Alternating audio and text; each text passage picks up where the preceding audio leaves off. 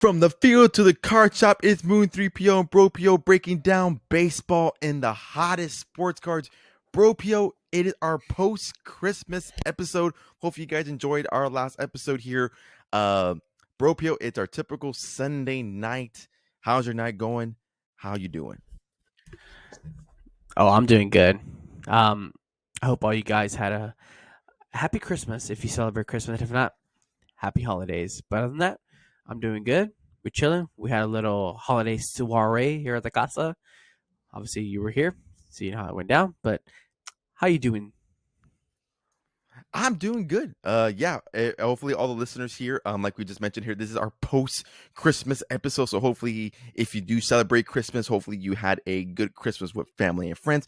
And if you don't, hopefully you are still enjoying the holiday season. You can see here we got some cool little new unique gifts. My great wife here, Mrs. Moon 3PO, got me a card display. So we got something cool in the background now for some videos there. So yeah, we got some, I don't even think I asked you. What did you get for Christmas? Oh, we got some cards. Bunch of cards. You got the holiday tin, right? I think you got like a holiday tin, you got some Yeah. stuff. Yeah. Well, we got a bunch of cards. Yeah. Bunch of cards. Nice, yeah. We Mrs. Moon see we 3PO, see she obviously if you can see in the background we see a little bit of a different display that we're used to seeing. yep. Yeah, so Mrs. Moon 3PO, she's not good with the card set. She says there's too many. So what she does is she gives me things that help support Agreed. the cards. So she got me this nice little card holder, like display case, and then she got me some card dividers. She got me a binder so I could start separating because my binder had all my wrestling cards and my MLB cards together. So now I have a separate binder for my wrestling cards, which we'll kind of tease that a little bit there towards the Ooh, are we later in the episode. But teasing? Are we teasing a little expansion? Maybe. teasing a little bit there. We're teasing a little bit. We'll Maybe. talk about that a little bit more in the end of the episode here. But yeah, no, got some card themed gifts. But yeah, overall, a very good Christmas here. And Tops was also bringing in a little bit of some Christmas gifts here to the hobby here. It was broken here on before Christmas Eve. Tops was shook the hobby road a little bit here and put out a tweet breaking Barry Bonds will have Tops certified autograph cards for the first time since 2017 and put a cool little picture on Twitter or X, or whatever you want to call it these days, here of the 35th anniversary with an on-card auto. And then they put up a follow-up tweet here is that you can find these autographs in 2024 Diamond Icons, 2025 Series 1, and more. So it looks like Barry Bonds is not only going to be signing for one set, he is going to be signing for a series of sets. I know you and I were kind of going back and forth a little bit on if that was emergency pod worthy or not. We did get a little bit busy, so that's why we didn't break it down as quickly as we can. But I really didn't see anybody else in the hobby kind of talk about it in either podcast or short form content, even long form content, which to me was a little bit surprising because I think this is pretty big for the hobby. I don't know how you feel about it, but I think this is pretty big. Yeah, I know. I think when I think I remember talking about it the day of, and you were like, "Hey, should we do it like emergency pod?" And I was like, "Yeah, I'm down." Like, it's like we can do it. Like, we could do like a little short video, like how the channel's used to. And I think we obviously couldn't do it because a couple stuff happens, life and stuff like that. So a couple of days went by, and obviously it's like nobody's made like anything about it. Like there's been like no big deal, and it's got me wondering. It's like, do people not like care about Barry Bonds? I'm like, dude, this guy is probably like, if not the best, or one of the best, like right-handed hit, best not right-handed hitters, but best hitters in general. Like, are we not gonna talk about him? Like, come on, it's Barry Bonds. For the YouTube Low for the key, YouTube watchers. I just stopped myself from dropping the f bomb. So We're you gonna see can how tell, far we you go. can tell. We're 4 minutes in. We have not dropped the F bomb yet, but you can see I got I was so a close. Barry Bonds game used bat here. Picked up a rookie card for $2 over on eBay. But yeah, I don't know. I don't know what I mean, when I saw on Twitter, I mean, honestly, the like if you replies. if you go up to somebody, you're like, hey, who's the two like best left-handed hitters in baseball? I mean, you're probably gonna get the same answers out of everybody. It's probably gonna be Bonds and Griffey, right? Yeah, Right. I would agree. I think some Right. old timers may say like Ted Williams or something, but uh, Stan the Man maybe, Babe Ruth maybe, depending on who you ask. Babe Ruth is probably hitting against plumbers. Like, let's be real. Come on. Like, But yeah, like I was going through the only Twitter like the when it only. happened. I mean, you can see we're Red Sox fans. Like, fucking Ted Williams went and fought a war and then came back and started hitting homers. Like, that's crazy too. But You failed your F bomb. You I just don't dropped know. one right now. Did I drop one? Yeah, I think you did. I It's don't all think I right. did. I think you said fucking war, didn't you? Probably, maybe. um, but yeah, no, I was a little bit surprised because I thought we would have saw more. Like I would have for sure thought like a video would have came out, or I know there's a couple of other hobby podcasters that do this. That definitely do this for a living, or this is what they do. So I thought maybe I would have seen something on there, unless maybe I just missed it completely. But I didn't see anything. And then based on the reception that I saw on Tops, like it seemed like people were pretty excited for it. I would think the only thing that maybe is the reason why it didn't get so much reception or didn't get a lot of content creation behind it is just because I know his relationship with MLB is can be a little bit rocky. And obviously we kind of hinted it there, just the steroid stuff and just his relationship with the MLB PA, with teams. I know even myself, obviously I was a little bit of a youngin when he was playing. So I caught towards the later to end. So I was watching a lot of videos to kind of see like what happened with Barry Bonds and MLB, because it was crazy. Like after 2007, he was willing to play for a league minimum, and nobody wanted to pick him up, or like nobody wanted to pay him or play him anymore, just Yeah, because he had a lot of stuff with obviously lying under like too much oath. baggage at that point. Yeah, like too much baggage, and then I know Yeah, he had some off the field issues, like a little bit of issues with teammates. I know he had a run in with Jeff Kent. He had that issue. There's a video with Jim Leland, him and Jim Leland arguing during the Pittsburgh Pirates days, which Tops did say there is going to be both San Francisco Giants and Pittsburgh Pirates cards, which I think is going to be pretty cool. But we kind of seen it recently that he's been kind of rekindling his relationship with MLB. He's obviously in the Pirates Hall of Fame this past year, or I think 2 years ago, he just got inducted to the San Francisco Giants Hall of Fame. So it looks like he is making those amends with MLB and those teams. So I think that definitely is cool. which is weird because I think one of the first things that once this news dropped, I always thought like, is this a MLB deal or like an MLB Player Association deal or like the Legends deal, however they do it, or is it a Tops deal? Like, is he specifically signing with Tops?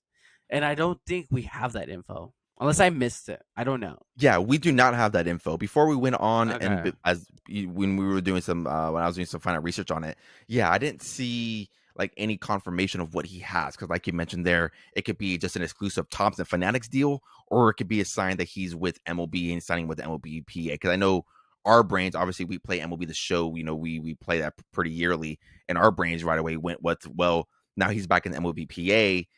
Let's get him in MLB the Show." And obviously MLB the Show 25 Barry Bonds. The stars are I aligning need for that. 125 everything. Contact versus righties, contact versus lefties, power versus righties, power versus lefties. I need everything. 125. Yeah, the stars are aligning for that. You played MVP baseball more than me. What was his? I don't know Uh, if you can on top of the head. What was John his name? Dowd. John John Dow. Dowd, the fucking legend. Oh, there's the F bomb. If I didn't say There's it the the first F-bomb. time, it's right here. There it is for confirmation right there. John Dowd. Um, Legend. Legend. But yeah, that was obviously where my brain went to automatically, was that if he's gonna do this with MLB and Tops, like where that partnership can eventually lead to with MLB, and MLB the Show. So I think it's definitely doable now. I would say so. So I think that's gonna be It's very cool to always see. it's always so interesting to see these guys like get like deals with Tops, like specifically like Bonds and McGuire and Sosa. I think I saw something like, I think I saw something like specifically Sammy Sosa a couple days ago. I saw that he like issued like an apology to like MLB or the Cubs fans, saying that he like did what he had to do because he wanted to be on the field for the fans. And I think even today they announced that Sammy Sosa is probably going into the Cubbies Hall of Fame. Like Yep. it's so crazy that these guys like literally like you can say what you can have your opinions what you want about steroids, performance enhancements, all that stuff. But like these guys like literally saved baseball when it was literally like on its deathbed. Like go and watch if you have ESPN Plus, Disney Plus, whatever. Go watch that documentary on the summer. I think it's called I think I don't know what it's called. I think it's called Summer of '98, or correct me on that. Summer Something like '98, that. yeah, something like that. Summer '98, Summer '99, or Summer of Yeah, Baseball, something like like go that. watch it, and you'll watch it, and not only that, like you'll see how Bonds, well, not necessarily Bonds at the time, but like McGuire and Sosa changed the game. But not even that, you might even have a new appreciation for Ken Griffey Jr. because, I mean, this guy literally did what a lot of these guys did, and he did it with no performance enhancing drugs, and that's why I think, like to me, like Ken Griffey Jr. is like probably like the best baseball player ever. I mean, we can argue 100%. all day about we can argue all day like who's probably the fucking go to baseball, but to me, it's Ken Griffey. I mean, the screen just makes it even better. Like, but I mean, if you want to take like all the stats and everything like that, like I don't know, like I again, we can argue all day. I'm like a loss for words because we can. I don't know where to start. Like this is probably a discussion for another pod if we're going off, but yeah, Yeah, no, I agree with you 100%. I think it's they save baseball, those guys, and I think it's definitely. I'm not gonna say it's gonna save the hobby for Barry Bonds, but I think it's definitely gonna bring an excitement for the hobby, especially heading into 2025. There's, I think, so much oh yeah, explosion people are that's going to gonna be happen chasing for. these cars. People are going to be chasing Yeah, them. I especially mean, like Series It One. doesn't help that people, especially if you're chasing a pirate spot, like you're going to be chasing Paul Skeens and Barry Bonds at the same time. Jesus Christ! Like you're gonna come on. Yeah, that's why I'm curious to see what these prices are going to do now, because usually flagship is usually the more affordable Yeah. prices, and Hmm. usually the more affordable box. Like I always like to rip a box every year just because one, it's always so affordable, and two, it kind of rings in the new year of baseball. But now that we have the chase for Barry Bond autos, um, I'm just curious to see what is going to do. And like they mentioned in the tweet or in the post, whatever you want to call it, that he's going to be signing exclusively and going to be signing more products. So, that not just flagship. Like I know some guy tweeted, um, is he going to sign for Allen and Ginter? And they kind of put the little thinking face, and they put like God admin no. has seen more tweets. I know you don't like Allen and Ginter, or we collectively Or don't like Allen. Not the biggest, but we'll talk about that maybe. again, teasing it a little bit. Yeah. Um, but yeah, so I think it's going to be very exciting heading into 2025. I think it's going to explode even more. Just the hobby in general, that bigger chase, maybe having newer fans like us appreciate Barry Bonds a little bit more, or even having somebody in their 40s, 50 who used to watch Barry Bonds hit baseball into Covey Cove, where he, maybe now want to go out and chase his cards, because even that too, like his stuff is not out there, like his jerseys, hats, his Yeah. stuff is No. not out there. So a And way if for a if you collector. watch the Netflix series with Ken Yeah. Golden, like apparently he's like real close to Barry, and he signed like Barry flew out and met with him and signed like Mhm. exclusive stuff to auction, and that was like the first time that Barry ever like let go any of his memorabilia. Yeah. So it's again, it's so weird to see these guys like they were so like scrutinized by baseball, and they were so like blacklisted by baseball, like they were so anti Barry, they were so anti Mark McGuire, they were so anti Sammy Sosa, like all these guys, yeah, like they want to market the hell out of these guys, and it's like you can't have both. You can't blacklist them and acknowledge them all at the same time. Like you got to do one or the other, you know. And I don't know, like you these guys are part of the game, and they're such a great part of the game. Like yeah, I mean obviously like I fucking love Mark McGuire, and like it goes deeper than that. Like Jose Canseco, like I fucking love Jose Canseco. Like him and Mark McGuire were they just hit home runs. Like you go to a baseball game and what do you want to do? Like you go to a baseball game, what do you want to see? You don't want like there's two things you probably want to see: a strikeout Homers. and a home run. Yeah, and if Mark McGuire and Jose Canseco are on that team, you're probably gonna get one of the two. It's gonna be a home run or a strikeout. So it's Yeah, like and I I don't think know. Like you gotta baseball's the one sport where they struggle so much to acknowledge like that little dark cloud of their past, and I don't know. I don't know. It's Yeah, it definitely eventually seems they'll like it's learn. changing. It definitely does seem like it's changing slowly but surely. Um, and I think it's gonna help the hobby overall too. 'Cause I think, like you just mentioned here, his stuff is not really out there, and there are those Barry Bonds fans, there are those Mike McGuire fans, there are the Jose Canseco fans.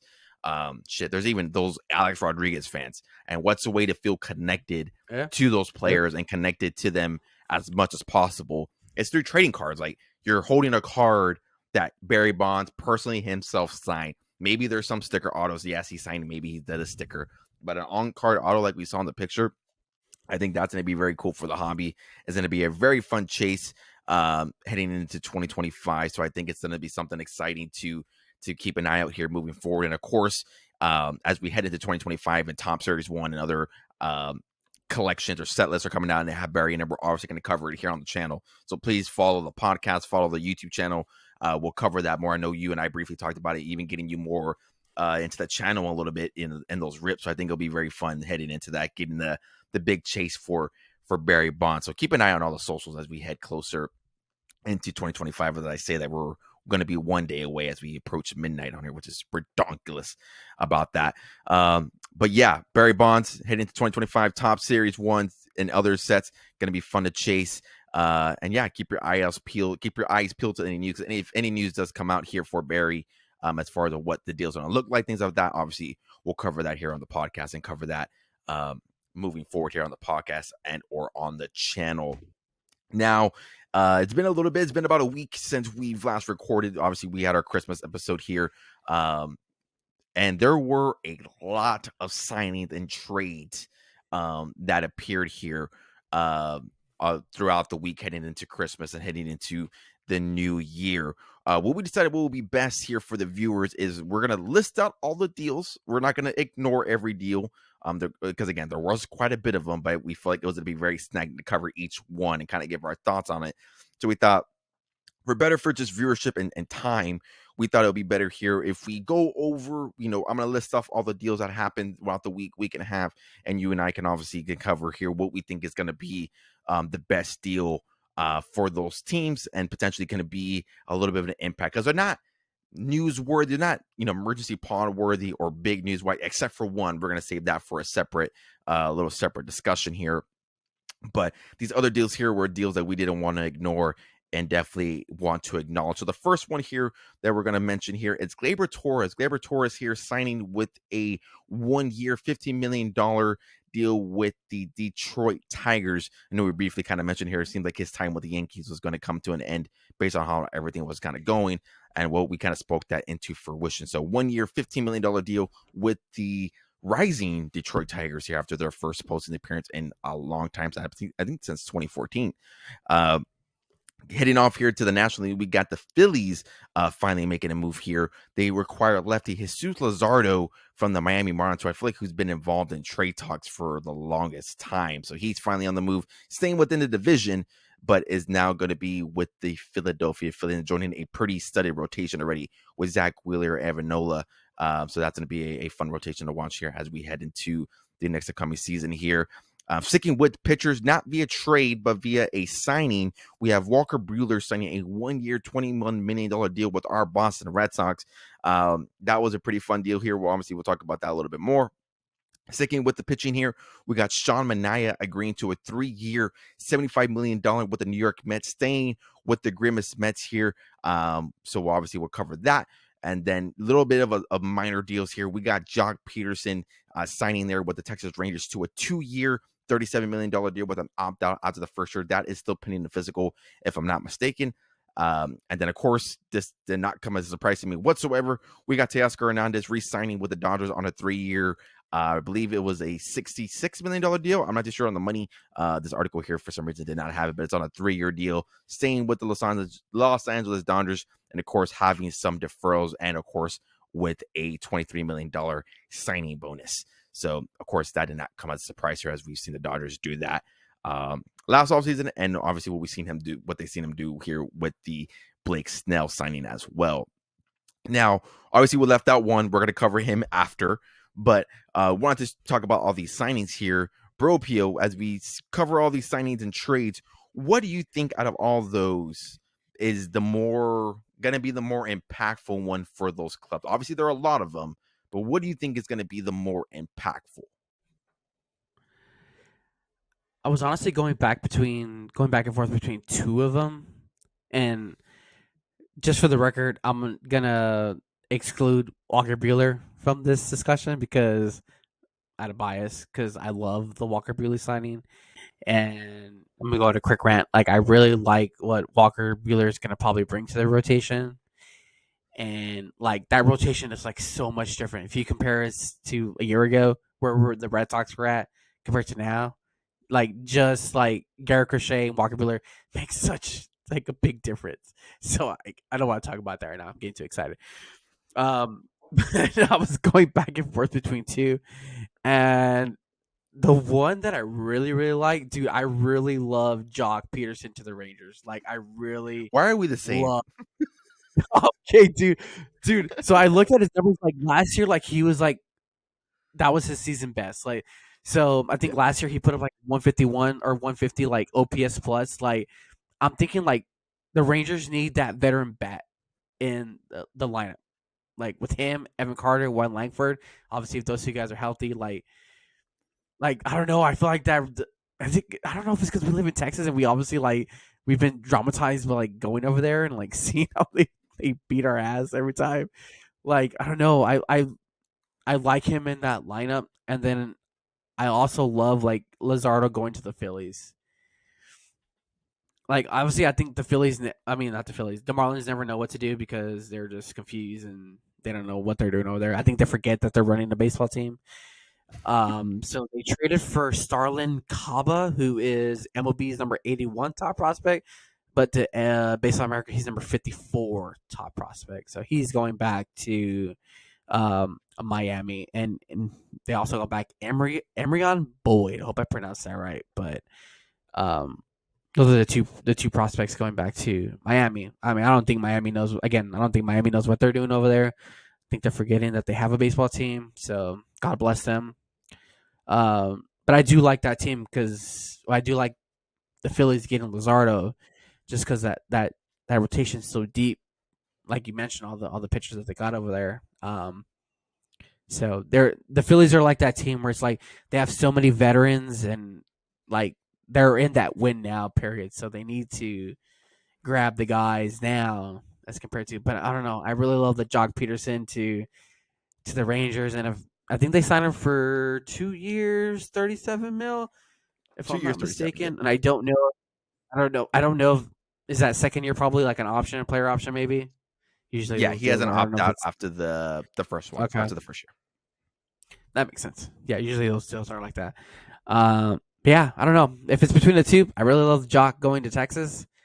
Um, I think he's gonna love that. I mean, for the dome's always closed, but you never know if that heat's gonna sneak in and carry that ball. But I don't know. I love that. I love that deal. I wish the Sox would have got that. I don't know. Think he would have. I think he would have pretty done. He would have done pretty good at Fenway. But Yeah, Craig, where are you as at? you Let me mentioned, talk to if you. you mentioned Emery and Boyd, I have a Emery and Boyd autograph that I got from Pro Debut. There you I was go. like, I See, know there you I have it go. around here somewhere. I saw the trade deal. I was like, why did that name look so familiar? And I was like, it's Emery and Boyd. He's known for his speed down there in the well now There you in the go. Marlins system. Um, but yeah, you and I are basically the same person. I like the Luzardo trade a lot. He's staying within the division, 2 years of control. I think the Phillies are such a still in an interesting spot where we kind of talked. I think we talked about this when they exited out of the playoffs. Where we're like, where does this team go from here? Like, what are the improvements they're going to make? Because they ran this same team out the last 2 or 3 years. Granted, you had a World Series appearance, you had an NLCS appearance, but that didn't really obviously if you don't win the World Series, to me it's not I don't want to say it's a bust, but obviously in Philly and Boston, those bigger markets, it's World Series a bust for those types of teams. So while those are considered successes after some of the struggles they went through with their rebuilds, even after Harper, they they had a couple of years where they kind of struggled a little bit. So for them to make a deal and go get Luzardo, I think I like that deal a lot for them. 2 years of control, you're adding to that rotation. The offense, I think, is something they still need to address. I think they've, we've obviously heard Alec Boehm being traded or being rumored to be traded. I think they're asking a little bit too much. I think they finally realized that he's not that guy. And yeah, there's still some question marks with that lineup. I know they've mentioned Nick Castellanos. He's a great bat, great teammate, whatever, but that hasn't really lived up. There's still some, can Trey Turner stay healthy? Scott Kinnery, those guys here, JT Realmuto. So what is that lineup going to look like? Are they going to run out the same lineup again? But obviously, from a pitching standpoint, a little bit better from the starting point. Their bullpen still has a little bit of question mark. Seems like every year, they're always struggling with bullpen arms. It seems like that's the thing with Dave Dombrowski too. Maybe he doesn't know how to build a bullpen. Definitely from the Sox days, definitely struggled here with this bullpen. And yeah, the Jock Peterson deal, love that deal a lot. Because you think about it too, like what lineup is better than that lineup right now? Like in the AO, like granted, it's not over yet. Obviously, it's not over. You can still have some trades, some That signings. AL West is so open, so open. Yeah, it's an open division, and that lineup, like you mentioned there, Evan Carter, Wyatt Langford, if they can stay healthy, if Wyatt Langford can have a better rookie year, definitely is a star. Evan Carter dealing with a back injury, if Josh he can stay Jung, healthy. if he's back from Josh injury, Jung, dude. if he's healthy. Marcus Simeon, Corey Seager, Adolis Garcia, like Jonathan Heim, like that is a studded lineup. And you're adding another 100 RBI guy to your lineup. Like that lineup is going to play. I don't know if there's a better lineup right now in the American God League. damn. In the American League, and maybe in the NL, don't mess with Texas. Exactly. I still think their pitching has a little bit of question marks.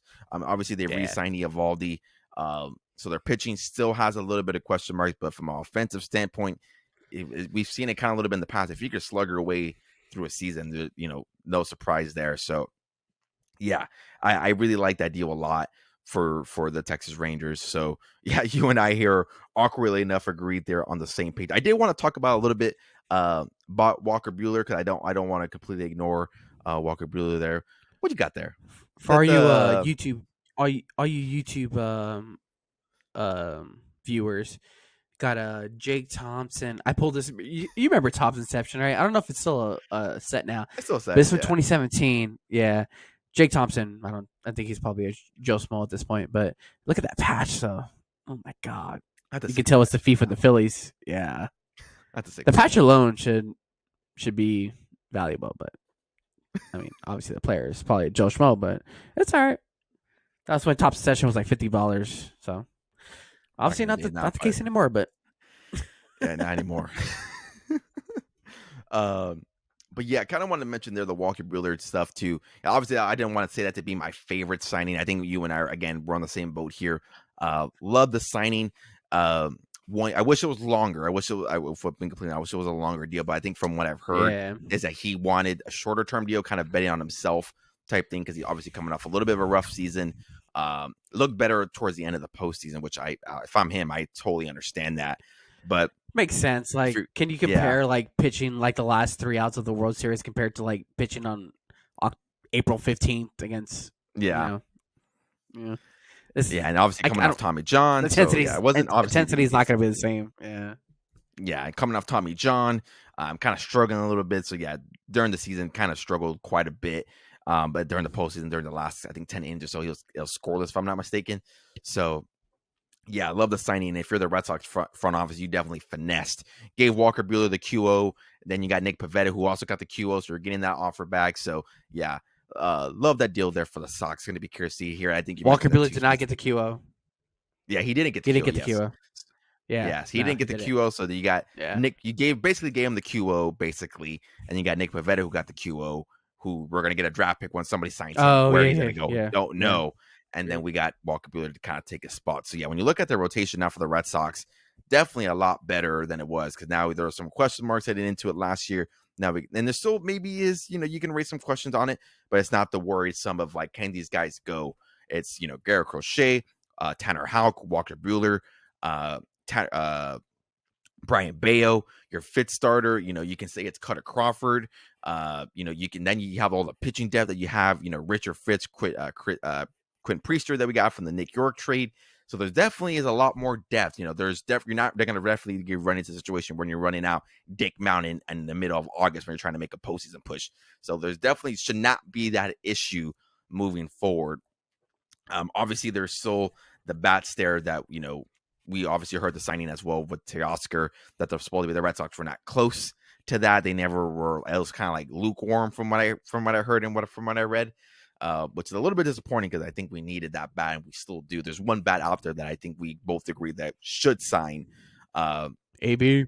Once that signing does come into fruition, we'll definitely talk about that here. So that either be a happy pod or a very F-bomb for not the good reason pod worthy. But the biggest deal here that we didn't mention, obviously, because we felt like this was a segment that we wanted to talk about separate from all those other signings, was Corbin Burns. Corbin Burns is signing with the Arizona Diamondbacks to a 6-year, $210 million deal. This deal came into fruition on December 28th. Still pending a physical, if I'm not mistaken, has yet to be made official, but has obviously come to the agreement for the contract. I'll open up the floor to you, Bro Pio, on this one. What was the first thoughts on this deal for the Arizona Diamondbacks and for Mr. Corbin Burns? Well, my first thoughts were like, the D-backs signed him. Like, out of all the teams, the D-backs signed him. Like, it was such a random team, and I think after like all the reports came out that apparently like the Giants and the Blue Jays had offered more money, but he elected to go to the D-backs. I mean, it's so weird considering like a couple of months ago, like the owner of the D-backs was like throwing a fucking fit that he gave all that money to Jordan Montgomery and that Corbin Burns is gonna go and sign there. Like, it was so random. So I'm interested to see all the details of the contract to see if like there's like what was deferred, if any, if there's a no trade clause, stuff like that. I don't know if any of that stuff came out yet. But so it was a pretty interesting. I think a couple of you had tweeted this before, but like the Dodgers obviously signed Blake Snell for 5 years, 182, and then the Yankees signed Max Fried for 218 for 8 years. And then obviously the D-backs signed Corbin for 6-210. And I think at the end, I don't know if the Yankees owe like AVV did they pay Max Fried more than all these guys? If I don't know if that was the deal, because I think there was like a rant on Twitter that the Yankees got like overpaid for Max Fried because they're like, how do you overpay for somebody who hasn't won a Cy Young over two guys who have, and they're not getting the money, if that makes sense. Yeah, so when you go by AAV, Corbin Burns is the largest. He's at 35. Max Fried, I believe, is at 31. It obviously when it comes from the longest tenure contract, Max Fried is bigger because he's at 7-2-18, but it's because they tacked on that extra year. So Corbin Burns there is the largest deal. As far as of a pitcher when it comes to AAV wise, and just some specifics here. As far as the deal itself, the deal includes an opt out after 2 years, so there is that opt out opportunity for them after that. And looking at it here, and this is all per the Athletic. Burns' desire was to remain in Arizona where he lived, so that was supposedly a priority for Corbin Burns. But yeah, you kind of stole my thought there. Because, yeah, it was very surprising to me because we obviously heard the rumors of the Giants. I don't even think the Orioles were in play for this, which is a little bit of I don't want to say a shocker, but maybe a little bit of surprise. I don't know. I don't even know because I don't want to say it was a complete shocker, but with the new ownership group that we heard that they're going to spend money and they're going to do this and do that. That was weird too. Because I'm like, how do you get like they just let like a Cy Young winner like walk out. Like yeah, who did they granted trade they away for him? DL Hall and I think Joey Ortiz, or something like that. Yeah, DL Hall and Joey Ortiz. Really not big names, if I'm not mistaken. That's why even when that deal happened, I was like, how was no other team involved in that deal? Because that's a deal that I would have pulled like instantly. If like the Red Sox were trying to go for that or any other team was trying to go for that. So you trade away not to make big name prospects. And yeah, what we heard from ownership from the Orioles that there was a new ownership group. They were committed to winning because if I'm not mistaken, like the new ownership happened and then they immediately traded for Corbin Burns. So that was kind of like our saying, like, oh shit, like this ownership isn't gonna be going for it. And obviously we've talked about, the guys they've had coming in and out. Now, obviously with the young guns, Ali Rutschman, Jackson Holiday, Gunnar Henderson, Jordan Westberg, those type of guys. So we had thought, they're going to finally get start investing in this team. This is going to be a team that's going to be winning for years to come. And now you've had 2 back-to-back years where you can't even win a damn postseason game. So, yeah, it was a little bit of a shock that we didn't hear any discussion of the Orioles being played. Granted, they spent a little bit of money. Yes, they got Tyler O'Neill, but I don't think that's going to be a very big, impactful signing that's going to get you to be AL East champs once again. um, but yeah, you would have thought the Giants, obviously the Giants have been desperate to get somebody there. Toronto as well. Toronto has The been poor Giants. begging. Poor both of Oh, those teams. I Oh feel my bad for more god. Toronto at this point. Toronto is begging players to go and take their money, and nobody wants to go and take it. Obviously, I think the geographical location plays a big Nobody role wants into that that. Canadian money. Nobody wants that Canadian money. But yeah, like so when I saw Arizona again being on that list of signing him, I was like, what the hell? I came out of nowhere. And then, yeah, like you mentioned here, it was a little bit of a surprise because we had the Jordan Montgomery signing there that happened last year. And we saw what the owner said. And Jordan Montgomery kind of also agreeing with that he like regrets it. So I don't know what that pitch was from Corbin Burns. Obviously, if it was the pitch of, hey, you're playing next to home, you're going to be home, you're just a drive away. I don't know if that was enough to convince him. Obviously, the money talks as well. But yeah, that was some of the same thoughts here that I had on my head. And obviously that Diamondbacks team, and I want to say this, I want to kudos to the Arizona Diamondbacks because they're not a big market team. They're not. They're a mid-market team. They've made it to the World Series 2 years ago. Last year, you win more games than you did last year, but you didn't make it to the World Series, but yet you're still committing to win and commit to this ball club. And that is going to be another good, very ball club. Obviously, you're joining the likes here of that rotation for Corbin Burns. You're already joining a pretty good rotation with Zach Gallen. You're joining Merrill Kelly. You're joining Erod. And then I know we didn't talk about it here, but Josh Naylor, that's a 30-plus 100 RBI bat that's joining that lineup. You have He's Ketel going to Marte, essentially replace Christian Walker. Christian Walker. You got Ketel Marte, Corbin Carroll. If he can be, what he was during the second half of the year, he struggled a lot during the first half, but if he can be that second half guy and kind of replay back what he did his rookie year, like that's a team again that you do not want to sleep on in a division that's basically been owned by the Dodgers. Like they're still trying to fight and still try to keep up with those big market teams like the Dodgers themselves, or like the Phillies or wherever you want to talk about. So I want to tip my cap out to the Arizona Diamondbacks and that ownership group and Mike Hazen, those guys, because Torey Lovello, because those guys, even though they haven't, they're not the biggest names here in the league, they make moves that can keep them contending. So, and we can't say that for a lot. I know we're just shitting on the Miami Marlins, but they stay committed to winning, and I applaud them for that, because again, a lot of teams can say they can go out and spend that money. Yeah, speaking of applauding them, I think we've even seen it at some like switching over to like a little bit of card talk. Corbin Carroll's stock is like really, really low for some reason. I never fully understood why his stock was so low, just because he had one bad year. And I see his like a lot of his cards are like real. I don't want to say cheap, but they're affordable for somebody who who is a star, So, if you're at a card shop, I would recommend looking into some Corbin Carroll. Yeah, Not for financial advice. Yeah, not financial advice. Don't take my advice. Yeah, I mean, like I know for me, like top series 1 jumbo. If you guys go check out the TikTok, I put a Corbin Carroll at a 150 black border, the 35th anniversary card. Thank God, I'm not the biggest Corbin Carroll fan, like hobby. I don't collect them. So when I pulled that card, I was like, I'm gonna sell them right away. So I think I sold that card at a show to one of my a vendor that I deal with quite a bit. I think I sold it for $150. And then looking back at that card now, it's like down.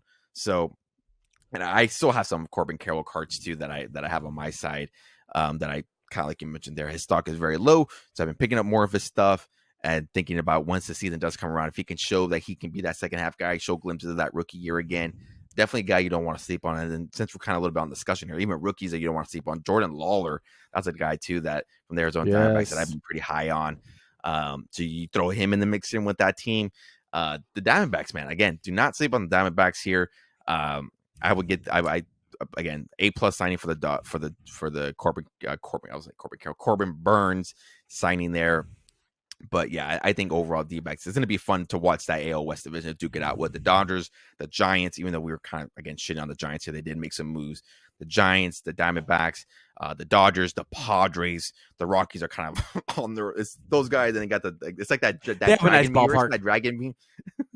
Ever seen that dragon meme where it's like the two big old dragons and the Rockies are kind of that like little they have a dragon nice that's just, ballpark, like, so laughing they're every time. Yeah. right. The ballpark makes up for it, so they're right. Yeah, the Rockies sticking with Jordan Beck there and that horrendous Chris Bryant contract. So they're kind of just going with the motion, man.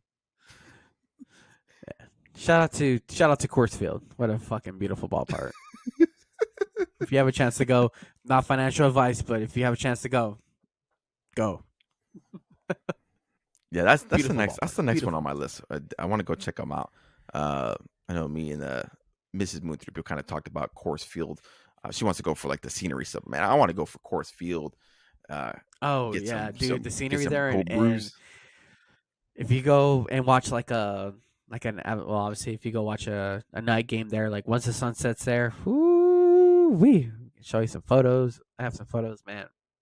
It's a beautiful ballpark, sunset. Mm-mm-mm. So yeah, AL West gonna be fun. Corbin Burns again, 6-year, 210. It's gonna be a fun deal here to watch as we move forward here, and hopefully this deal works out a little bit better than we saw the Jordan Montgomery. I think it will, just because he has a full I think so spring too. training under him. Yeah. He has a full spring training over him. And no disrespect to Jordan Montgomery. Jordan Montgomery and Corbin Burns are different tier, different levels. So yeah, I think the deal's gonna work out pretty well for them. So yeah, don't sleep on the Diamondbacks. Don't sleep on them as we head into the 2025 season. Obviously, as we get closer to the, I mean, yeah. If you really think about it, if they have that, if Jordan Montgomery bounces back between him, Corbin Burns, Zach Gallen, dude, that rotation is gonna be a good one. Yeah, make some noise. Yeah, I honestly do. I think they're gonna make a lot of noise here. And of course, as we nobody is gonna give D-backs love like Cardboard Dugout. Fucking love the D-backs. Yeah, I think that might be my NL team now. I mean, I know I was saying I'm not the biggest fan of Corbin Carroll, but I do like Corbin Carroll a lot. I love his game. I could tell Marte probably one of the most underrated players, and I know he was an MVP. He was an MVP finals, but nobody really talks about Ketel Marte. So yeah, nobody I think does. Nobody talks about jump on the D-backs. Jump on the D-backs bandwagon as you can, and of course, as we head closer to the 2025 season, when we give those season predictions, maybe they're a wild card team. Maybe when we get closer, we'll talk about them when we get there. But yeah, Diamondbacks here, do not sleep on them, because they're going to be a fun team to watch as we head into the 2025 season. Bro, Pio, before we head off into our group final thoughts, I know we have a very big, I don't want to say very big, but kind of like an open discussion type thing with our final thoughts here. Do you have any final tidbits of any of those signings here that we had, or any of the Corbin Burns details that we may have missed? No, I think we kind of hit on everything. Just another like praise to the D-backs. D-backs obviously stopped the Yankee dynasty back in 2001. So shout out to the 2001 Arizona Diamondbacks. But other than that, I don't think I got nothing. Shout out to the 2001 Diamondbacks. Shout out to Luis Gonzalez. I think one of the pods I did, I think I have a 2001 NL championship shirt from the Diamondbacks. Yeah, you do. That I picked up at one. Yeah. So maybe next pod I'll probably rock that shirt, or maybe during the previews. I don't know. We'll see what we got going on.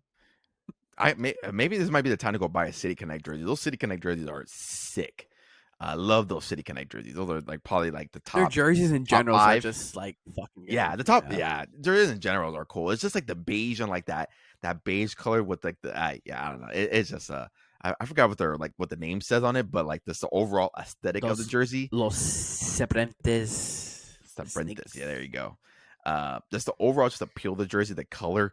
Yeah, it's just very safe. Maybe I'll buy a Corbin Carroll jersey of that or something like that. Because my one gripe with those jerseys, or gripe with any jersey, is like when they have the City Connect jersey and they throw up name of a player that never played with those jerseys. Like, oh my god, this is Yeah, a rant. This is off a can't. tangent before we head into our final thoughts.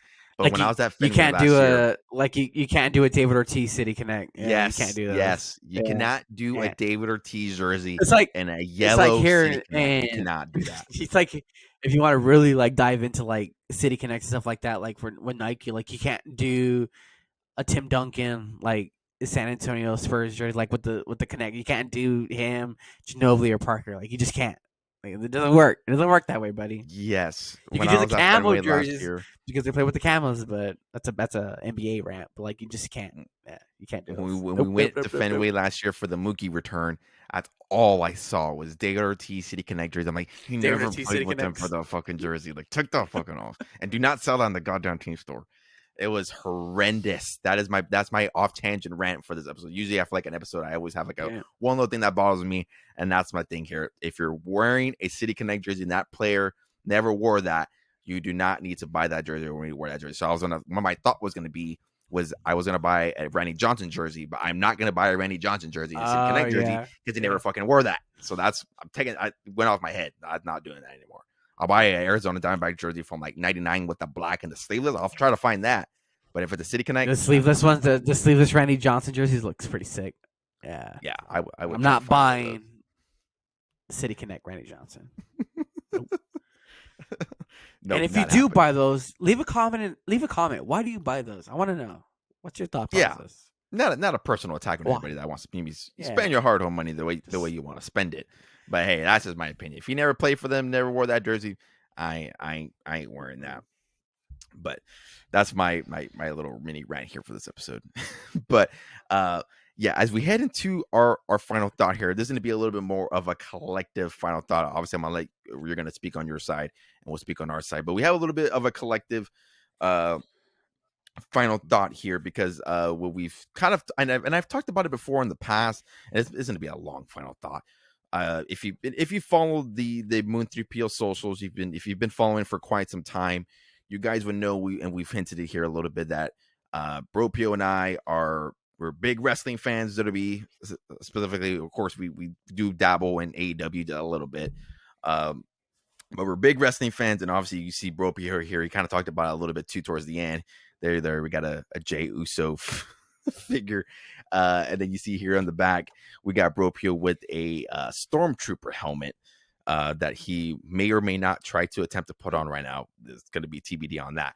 But our final thought here was going to be that when we as this podcast was started, if you guys go back to the first episode when we started here, obviously we wanted this to be a baseball podcast and things of that nature, but obviously embrace the ins and outs of the hobby. And when I say the hobby, the trading card hobby.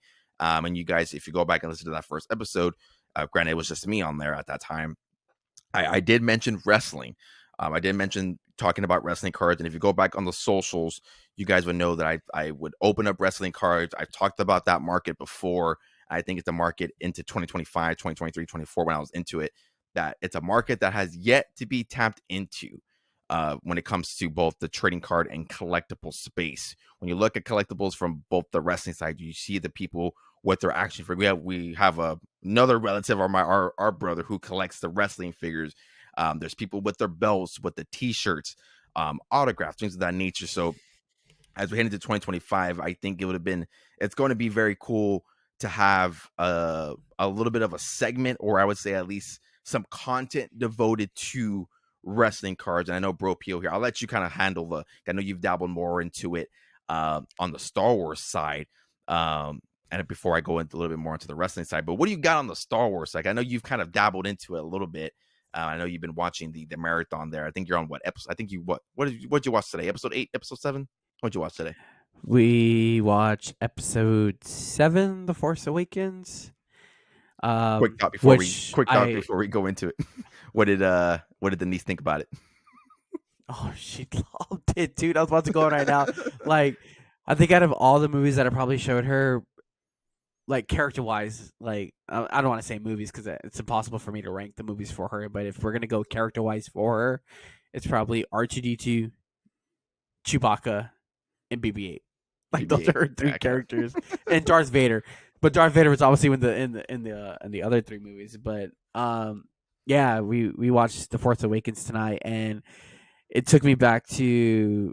I'm gonna go on like at a personal level. So back in the day, uh, what my now wife back in the day, she was obviously we are just dating, so she was my girlfriend. I remember when Disney bought Lucasfilms, and they were gonna take over Star Wars. And as soon as they bought Star Wars, I think like a couple of months later, they're like, "Oh, they're gonna continue the saga of the Skywalker Scott movies and stuff like that." And I remember I don't know where we were at, but I think we were probably in the car, and I remember looking at her. And I think it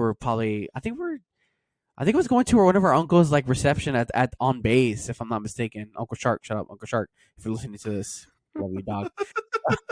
We were going to one of his receptions, and I remember talking to her. I was like, isn't it crazy? Like, I was like, we were barely dating. And I was like, hey, like, I was like, maybe when the movie comes out, we can go see it together. Stuff like that. And fast forward, like we're like 3 movies in deep. We got a kid, we got a house, and stuff like this. So watching that movie tonight, I was like, I took me back to that day, and I was like, damn, it, it's crazy. Like those movies like have a special place in my heart because I remember as a kid, I remember watching The Phantom Menace in theaters, and those movies were like I thought it was the coolest thing ever. And looking at the cars, like the cars were so cheap, and I think now when I remember texting, I was like, "Hey, have you looked into like Star Wars, like the 20? I think they're called 2024, like Topps Galaxy or something like that." Yeah. Like right now, they're doing like a 25th anniversary of the Phantom Menace, and like all those cars are like they're so like the art is unbelievable. Like if you go and like look at the cars, like they're like they're so cool. And I think I mean obviously I showed it on the last pod, but I dabbled into like some older cars like from 1980. But we have a Lando Calrissian right here, and then we have like you know a PSA. I think it's a 6 Darth Vader.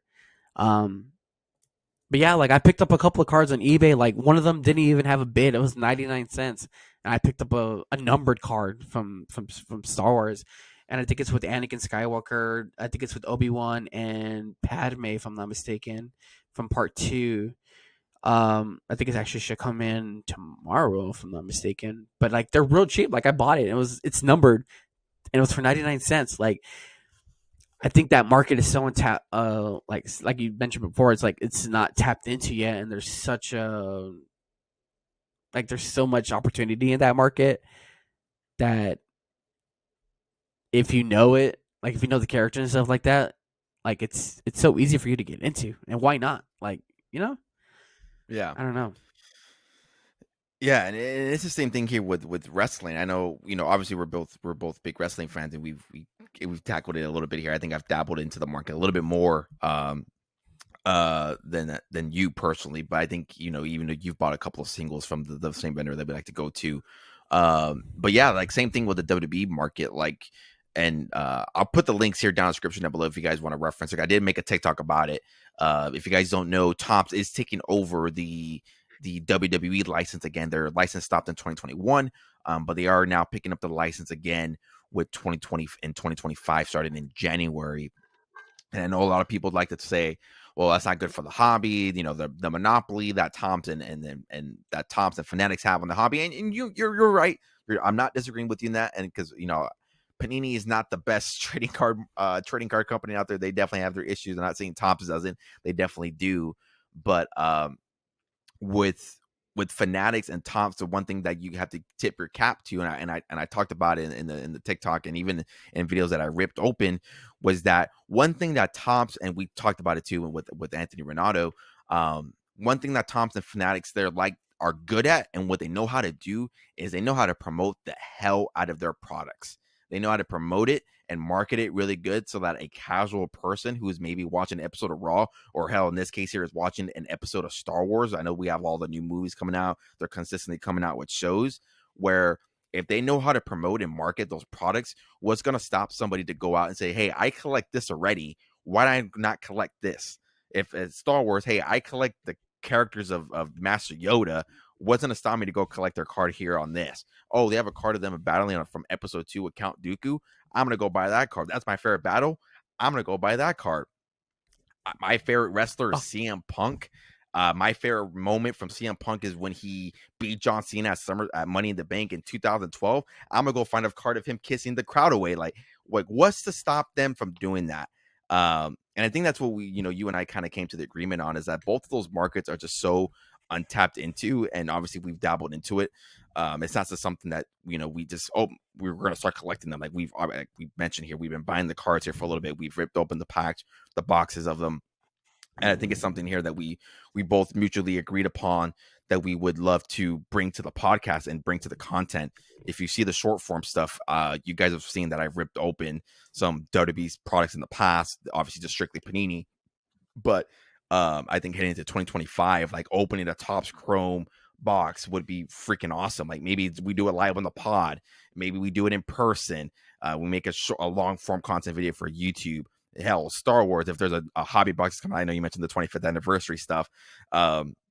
If we get a hands-on box on that, like you rip and you send it to me and I can upload it, or you upload it on your TikTok, and having those discussions there on either the podcast or again a longer form content if it's on YouTube or TikTok, where the case may be. I think that would be very fun here for the pod.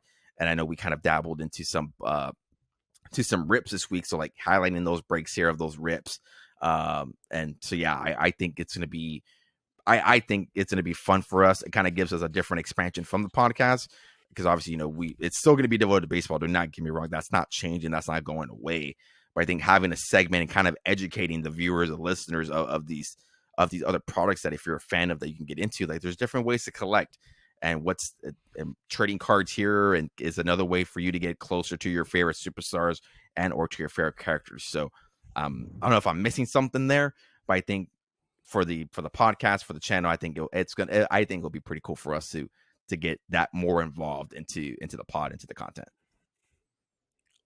yeah. I honestly, I think you hit it like spot on. I think when I brought it up to you, I was like, hey, maybe we should do like a little segment here on WWE cards or on Star Wars cards. Obviously, we're not going to like talk about stuff that we're not like we know too much about. So like if you're an NFL fan or an NHL fan, soccer, MLS, stuff like that, like sorry, but we're not big fans of those sports.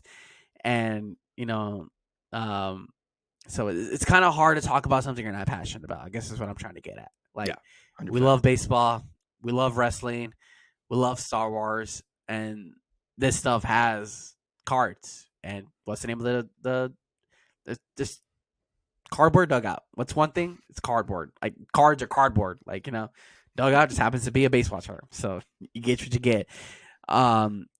So I remember when I brought this up to you, I was like, hey, maybe we should do like a little wrestling segment here and there, or a little Star Wars segment here and there. And obviously, we're not gonna do like a 30-minute talk about Star Wars unless you want it.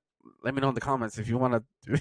If you want to, if you want me to talk about Star Wars for 30-40 minutes, I can. So let me know.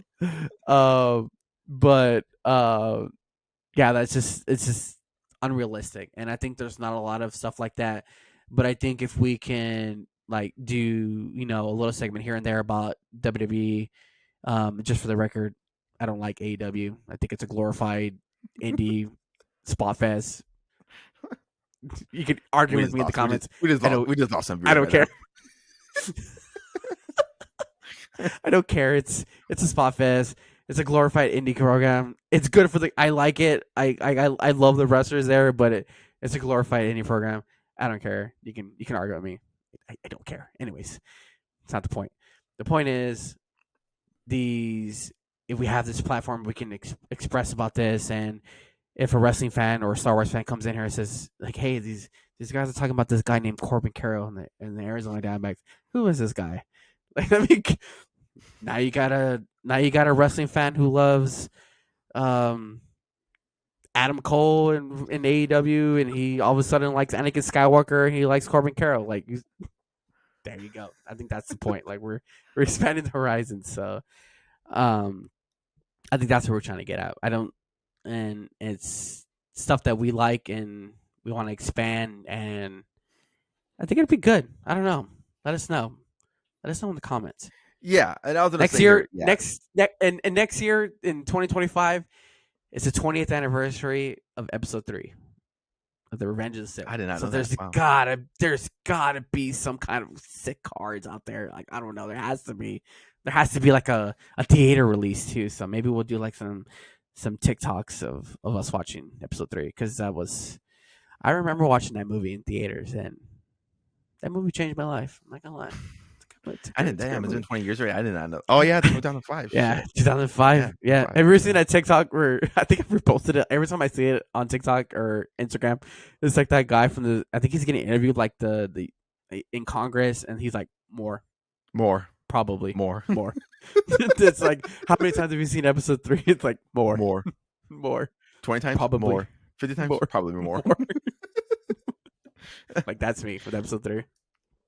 Yeah, no. So yeah, you kind of mentioned it there. Kind of like we wanted it to be more of like a, I don't want to say like final segment as, but like maybe dedicate 20, 25 minutes to a segment of both wrestling, Star Wars cards. Obviously, with Netflix moving over to Raw, starting on January 6th, maybe that could be a cool little segment here where we talk about wrestling. Like, hey, I just saw this cool match with Bronson Reed. I just went out about his one-on-one And cards or something crazy. and it's John Cena's final year wrestling as a full time wrestler. And So John come Cena's on. final return. Yeah, exactly. I've been trying to buy his rookie card. I've been keeping an eye on his rookie card. It's a Fleer. I think it's a Fleer 2003 rookie card. I've been keeping an eye on it because I'm a little bit scared the prices are going to go up on that. I probably just It's jinx probably myself here. So I've been keeping an eye on that market a little bit. But yeah, like stuff like that. Like if a wrestler has a big win, like what does their card market look like? If a wrestler like John Cena is going away, which he says he is, and I would take him for a man of his word, he's gonna leave after this. What does that market look like? So yeah, I think it'll be very cool to kind of have a demoted time and segment for that as we head into to 2025 here for the podcast. I just realized that this is going to be the last podcast before of 2024. I just kind of just hit me now. that's true. That just hit me now. So yeah, as we head into 2025, kind of want to branch out a little bit, kind of get this more things kind of cooking a little bit on our side. We obviously have a lot of things cooking on a stove. Like the analogy or comparison I always like to make here is we have all the ingredients there on the kitchen on the stove. It's just a matter of putting them in the pot and stirring it up here and serving up that dish. So yeah, that's what we had here. I kind of want to throw that out to the viewers, listeners again. If you're listening or watching, what do you guys think about that? If that's something you want to see more on, do you hate the idea? Do you love the idea? Sound off in the comments down below if you're watching on YouTube, or feel free to tweet us at any of our socials. I'm active on Twitter and Instagram a little bit more now these days. It is at Moon3PO. That's all the socials you can find me on. You can find BroPO at _Robbie. That's _ROBBEEE. That is 2 B's, 3 E's. You can find them over on X, Twitter, whatever you want to call it, Instagram. And yeah, so feel free to tweet him on that. But yeah, that's what we have here for this episode. Again, for all the support here that we've had here in 2024, I thank you guys so much.